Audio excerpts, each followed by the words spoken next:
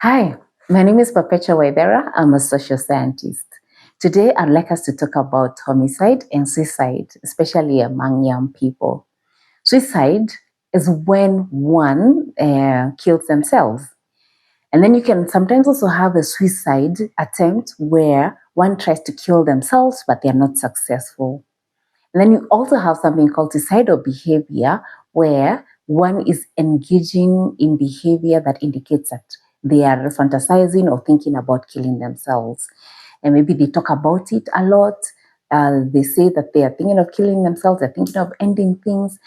And sometimes you might even see them like buying, if they want to say hang themselves, you might see them buying a rope or just preparing for the suicide. Okay, worries. We have very, very many cases that I won't talk about the examples I know, because I know you also have an example. And the thing about the examples of the people we know who committed suicide, maybe we talk about suicide past, it's like it doesn't know age now, you know. Some people who kill themselves are very young people. Yeah, we've had some students who kill themselves because they didn't pass exams. Case B, you know, that's a very young person. We have middle-aged people who kill themselves. We have men and women also kill themselves. Even older women have been known to kill themselves. Professionals have been known to kill themselves. So what are some of the myths, that we can say are related to suicide? Okay, sometimes people think that people who commit suicide or who are talking about committing suicide are seeking attention. So you'll hear someone saying, "Oh, that person, they're talking about suicide. They just want attention. Leave them alone." Is it really true that they are seeking attention?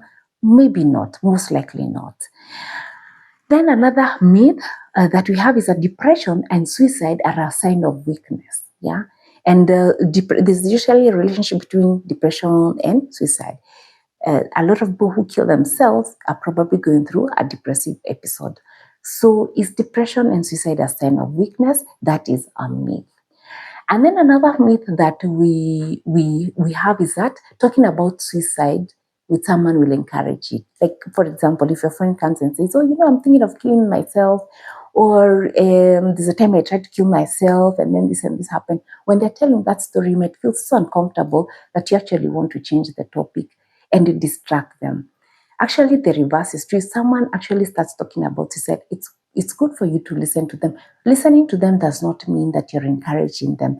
Actually, it is by listening to them that they might find that, "Oh, you mean there's someone who wants to hear my story." And it is by listening to their story that you'll be able even to know how to help them. So talking about suicide does not necessarily encourage the suicide, but it enables a person to express themselves, okay? And then you will be able to know how to help this person. Then sometimes, as another myth, people say that suicide is a selfish act. "Oh, this person wants to kill themselves, they must be very selfish." "Oh, this person killed themselves, oh, they were so selfish." Maybe not, most likely not. Sometimes suicide or suicidal thoughts or suicidal ideation, sometimes it's a cry for help. The person actually needs help. And then some people say that the people who want to commit suicide are so sick they can't be helped, that maybe suicide is not preventable. Again, that's another myth. Suicide is preventable if the person gets the help they want. So never feel that all is lost when a loved one starts to talk about suicide. It doesn't mean the end of things. The person can actually be helped. So let's look at the suicide statistics. So it is true that quite a number of people are killing themselves. Also, you know, like for example, according to studies done by WHO, actually says that every 40 seconds there's one death by suicide, every 40 seconds in the world. That's a lot of suicide. So since the time I started talking and now, if, say I've spent about 5 minutes talking, we can say that approximately how many people have killed themselves in the world? Maybe if I've talked for 5 minutes, maybe 6 or 7 people. That's a lot of people, right? Yeah. And in Kenya also, the statistics also say that approximately 7,000 suicides are reported annually. And also, we all know that not all suicides are reported. Not all suicides are reported. Okay? And then also, when it comes to reporting suicide, only the successful cases are reported. There are very many more people who attempt suicide and they don't succeed. Okay? So it's also not worthy. That some people actually try suicide with the intention of going through the suicide, but they don't succeed. And of course, those cases are not reported. In terms of ages, the ages where people are more likely to commit suicide, apparently 15 to 29 years. Globally, that's the age where most suicides occur, 15 to 29 years. So those are young people. And then while women attempt suicide 3 times more than men, actually, men are 4 times more likely to be successful. So for every 3 women who attempt suicide, there's 1 man who attempts suicide. But then for all the men and all the women who attempt suicide, men are more likely to succeed. Okay? Meaning that men probably choose ways of committing suicide that are more sure way of dying.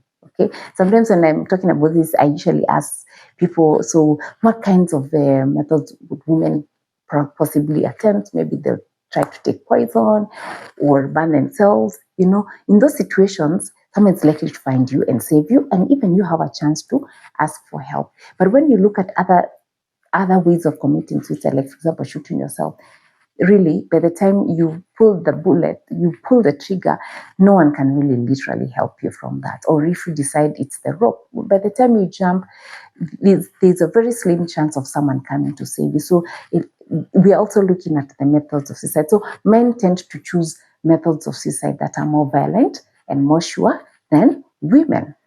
So what is it that would make someone want to commit suicide? Yeah. Sometimes when people lose things that are important to them or people who are important to them, they might feel really, really sad and want to commit suicide. So loss of someone or something that is important.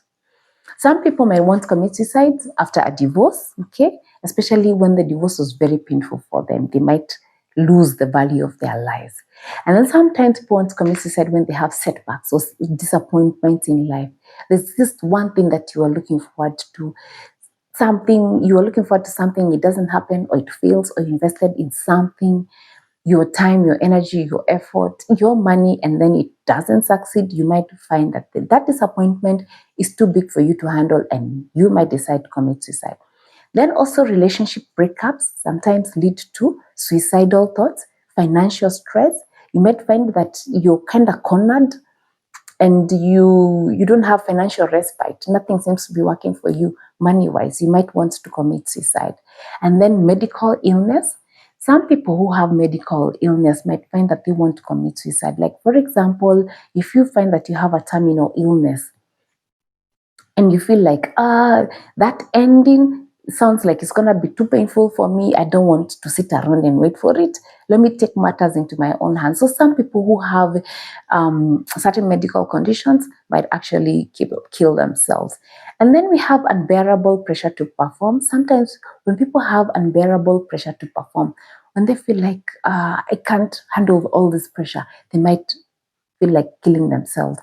And then we have another one that is internal guilt and fear. You might have intense guilt about something that you did or something that happened, and you feel bad about that thing and you blame yourself seriously about that. That guilt can make you want to kill yourself.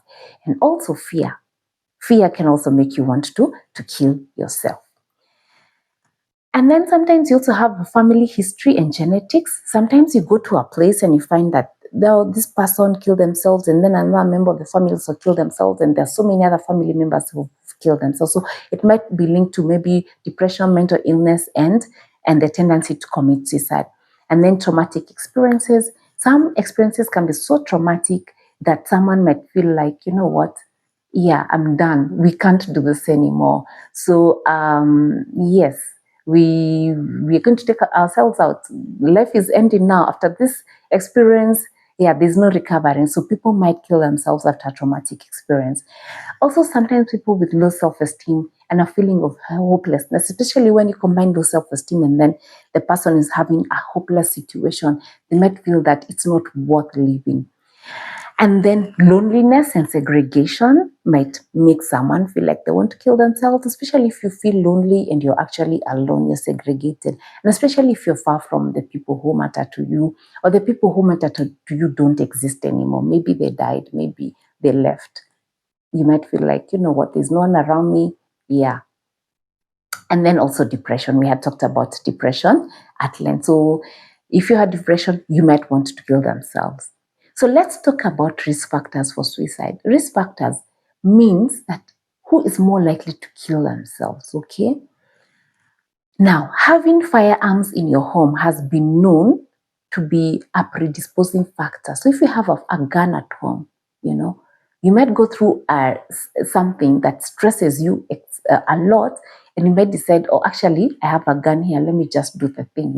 So having firearms also, a past history of suicidal attempts. Like, for example, if your friend is talking to you and they tell you, I had actually tried to kill myself this one time, and I'm thinking of killing myself now. The fact that this person had thought about it before and maybe they had attempted it, they are more likely to carry out the act of suicide. So they're more likely to go on with the suicide attempt. Also, people with mental health disorders are at a high risk of suicide. Also, people have gone through physical and sexual abuse, especially in childhood. Someone abused you sexually or even physically, and you never got to talk about, maybe this thing really bothers you. It has really destroyed your self-esteem, your sense of self-worth, and you never really got to talk about it, especially when now you combine it with other things that are going around you, you might feel tempted to commit suicide. Incarceration, people who are in prison, especially for long periods of time, they might feel like, let's end this thing. They usually tend to commit suicide. Being a male, puts you at risk of suicide because, like, you remember we said that more men die out of suicide than women. Also, being between ages 15 to 29 globally, that age are more likely to commit suicide. And also if you have a serious conflict or long-standing conflict with loved ones. Okay. Also, those people with chronic pain. If you have chronic pain, you have an illness where the pain doesn't go away and it's always intense, you might actually give up on life. Also, exposure to another person's suicide, okay, or seeing graphic or sensational accounts of suicide. Sometimes, especially young people, when they see someone else, especially like a friend or someone who used to be popular who has committed suicide, they might actually start to idealize and sensationalize the idea of suicide, especially when they go through a rough patch. Physical disability, especially when it is you have a lot of physical disability, when it's acute, then you might find that you might be tempted to commit suicide. And then, of course, we have talked about illness, okay? Distress that is caused by illness. So what are the warning signs for suicide? How do you know that someone is about to commit suicide? How can you tell that even you yourself, you're actually at risk of committing suicide? If your friend comes to you and they say things like, I don't want to live anymore, there's nothing more to live for, I think people will be better off without me, I'm thinking of ending everything. When someone actually says they want to end life, that is a clear warning sign that this person wants to end life. When someone talks about wanting to commit suicide, don't assume they want attention. Even if it doesn't matter how they used to behave before or after, if someone is talking about suicide, most likely they are serious. Also, when you see dramatic changes in moods, someone was happy, they were jovial, they were active, and then suddenly they look like they're depressed for weeks and weeks and weeks. They've lost interest in the things that used to interest them. It might indicate that they're going through some form of depression, and depression, if untreated, may lead to suicide. And then I had talked about loss of interest in things that they used to enjoy. And then when you see someone giving away their things, they start saying, hii shamba ni yako, mgawane na bradhako, gari yangu ni ya mama yenyu, my friend, you can have this computer of mine. If anything happens to me, so and so can have all my clothes. When you see someone dividing their possessions, it might be an indication that they've decided they don't need those things anymore. Okay. And then also an increase in drug and alcohol use. When you see someone was using drugs and alcohol, but now they are using them nikama, it's like they are being paid to overdrink and oversmoke, whatever it is that they were smoking. You might find that this person actually has given up and they're like, you know what? Yeah, we do this, kesi badai. Okay. And then when you see someone engaging in risk-taking behavior, they don't care about their health, they don't care about their safety or the safety of other people. When you see someone being aggressive and impulsive and violent also, it might indicate that they're depressed and that they've lost hope. Also, when you see someone, they're hopeless, they're expressing hopelessness and purposelessness. Even when you talk to them, you can see, hey, this person is like they've lost hope. It's good to see how to support this person because they might be sliding into depression and potentially suicide. And then lack of self-care and outright neglect. The person stops wearing clean clothes, stops showering, stops eating, stops sleeping. They really stop taking care of themselves. And when someone stops taking care of themselves, you can see when you look at the person, you see, hey, this person looks different. Just know that something is going on with this person. So what happens when you commit suicide or when there's a homicide, okay? It causes a lot of trauma. It causes a lot of trauma to the people who love you. It causes trauma to your parents, yeah, mom, dad, children. These are people who are left wondering, what could we have done to save this person? It comes with a lot of guilt, like, oh, why didn't we help them? Why didn't we notice? Why, they are left with so many questions. And actually, when someone commits suicide, one of the first things that people ask is, did they leave a suicide note? Because they are hoping the suicide note will answer some of the questions like, why? What happened? What were your last thoughts? And it's a lot of trauma when suicide happens. So if you're planning to commit suicide, it's a lot of trauma for the people who love you. Questions, guilt, even stigma, people will be saying, oh, watoto wa yule mse mwenye alijua, ama, those are the kids of their brother is one who killed themselves, or their sister is one who committed suicide. And it can be very traumatizing for your loved ones. There's a lot of grief around suicide. First, there's grief because there's loss, death. Death comes with grief and mourning, but then it's complicated when it comes with with homicide or even suicide, because there's this feeling of, oh, it was so unexpected. It was like it could have been prevented. There's usually that thing of what could we have done to prevent it. And then also blame. Sometimes your loved ones blame themselves. Sometimes other people blame them. They say, oh, you didn't take care of your son. That's why he committed suicide. Oh, your husband killed himself. You are the one who must have stressed him until he killed himself. Oh, your wife killed herself. What did you do to her? Why didn't you help her? There's so much blame going on, internal and external blame. Also anger. And anger is a very strong emotion. Feelings of fear. Death comes with feelings of fear. So especially when it's suicide, people might be like, oh, sometimes it's attributed to spiritual matters where there's a spirit or suicide hovering. So people are like, so who's next? And when it's homicide, there's fear. Like, you mean one of us can kill the other person? So people might now start living with fear, like, okay, so you mean the people who I trusted can kill me, or death can occur in that way? It leads to a lot of fear, and fear is very traumatizing. And if you attempt suicide and you don't succeed also, it can be very, very expensive for you. It can come with a lot of stigma. And sometimes you might attempt suicide and you don't succeed, and then you're left with mental or even physical injuries that are very hard to live with, like paralysis or some stomach problem that will not go away because you're trying to poison yourself or something. And studies have shown that the people who attempted suicide and then they didn't succeed, the moment that they, for example, pulled the trigger and maybe the gun didn't go off, or they jumped, they fell and they didn't die, they usually say that the moment that they jumped, usually they immediately regret, or the reason they were jumping becomes very insignificant. So, so you might actually attempt suicide and then end up with a physical injury that's very hard to live with.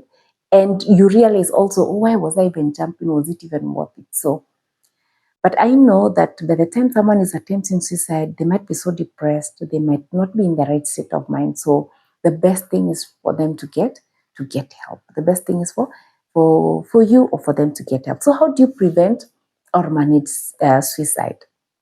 If you suspect someone is attempting or thinking about suicide, talk to them about it. Don't even be afraid of asking them, by the way, are you thinking of this and this?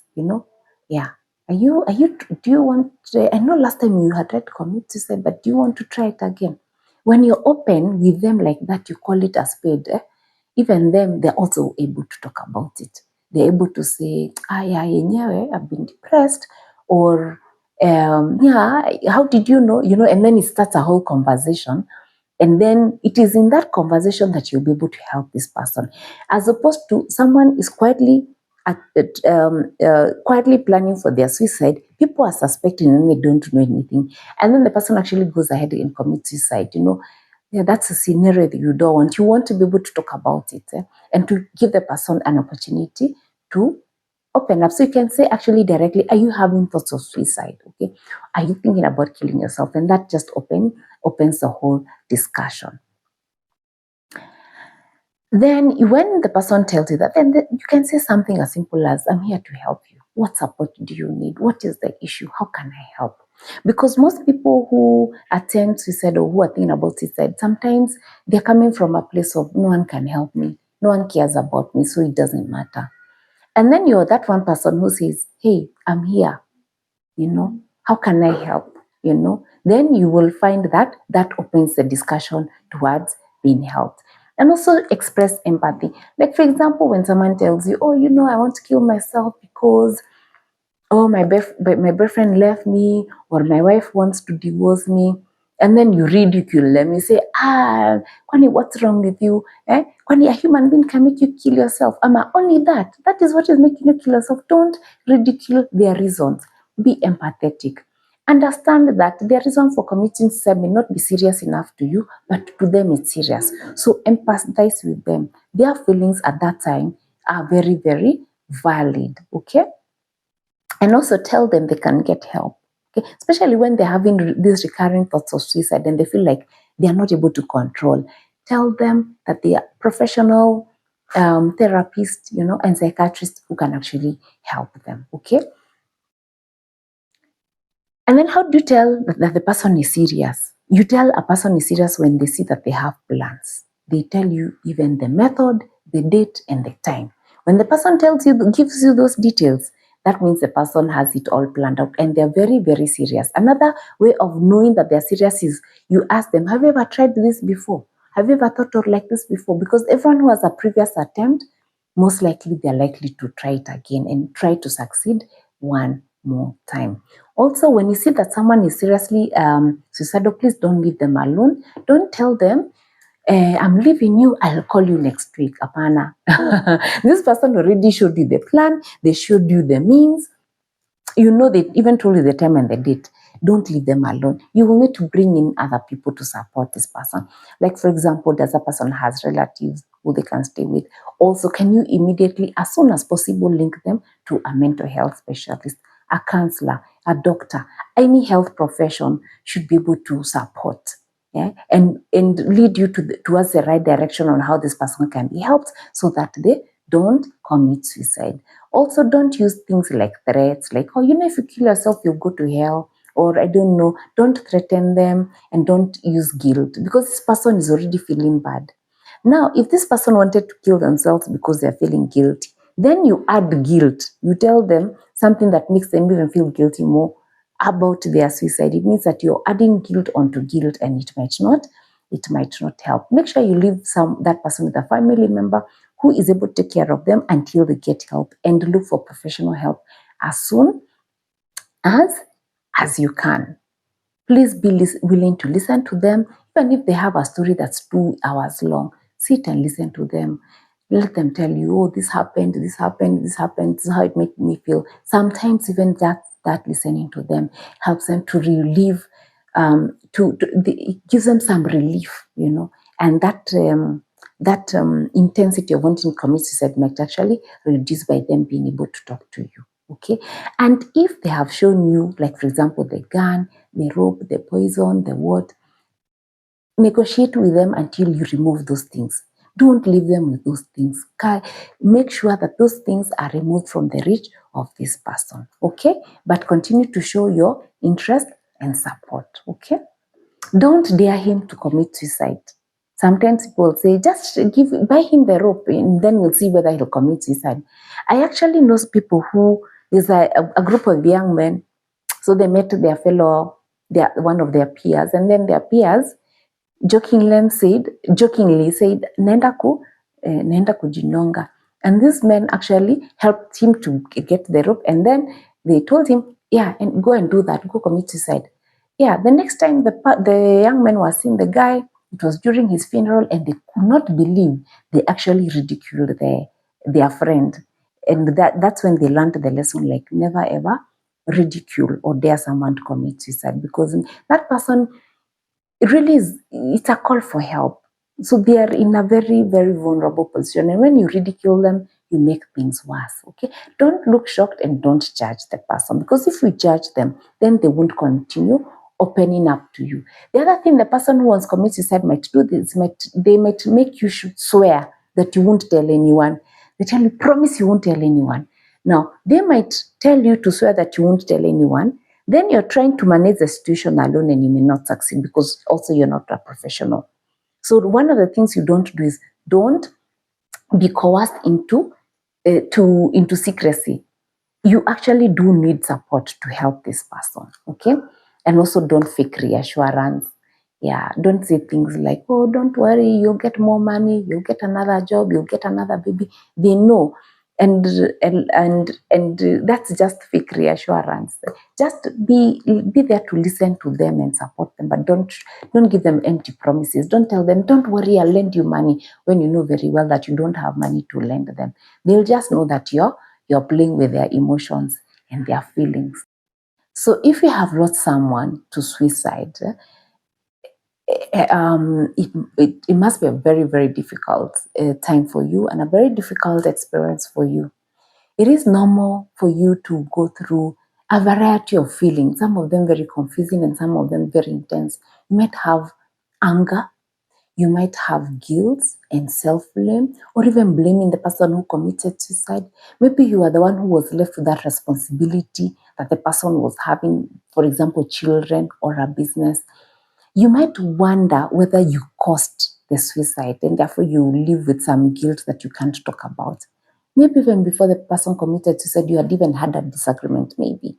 Or there are some things you said or didn't say. There are all these things that we ask ourselves when someone dies. There sometimes you feel like you have been left with things that have been unsaid, or things that were said that shouldn't have been said, or things that weren't done that should have been done, or things that were done that shouldn't have been done. So you might have all these feelings and they might be overwhelming. And then that is compounded by the fact that you've actually lost this person. There might also be stigma around the suicide. I would want you to know that these feelings are normal, but it would be good for you to look for a professional counselor. Look for a therapist and talk this through with a therapist. It is from there that you'll be able to get the healing that you need, so that you can be able to see how would your life look like, after the suicide. It's about reconstructing your life and still finding that your life still has meaning, even if your loved one committed suicide. Also, reach out for social support. There are social support structures. Make sure that you have 2, 3, 4 people in your social cycle who can continue to support you and who know what you've been through and who can provide you with the kind of comfort and companionship and support that you need. Get help so that you also don't slip into depression, because if you slip into depression, then you might also find yourself having suicidal thoughts, just like the person that you lost through suicide. It is possible to find a new normal for yourself if you lost someone through suicide, and you can do this through getting professional support and also having a social support system. So that is it. some information about suicide and homicide. I hope that is going to help you or help someone that is close to you, someone that is that you care about. If you do notice or suspect depression or suicide or even homicide, please reach out. Don't be quiet. You might actually save a life. If you've liked this video, thank you for watching it very much. Thank you very much for watching it. And if you've liked it and you think it can help someone, please share it with a friend or two. Thank you.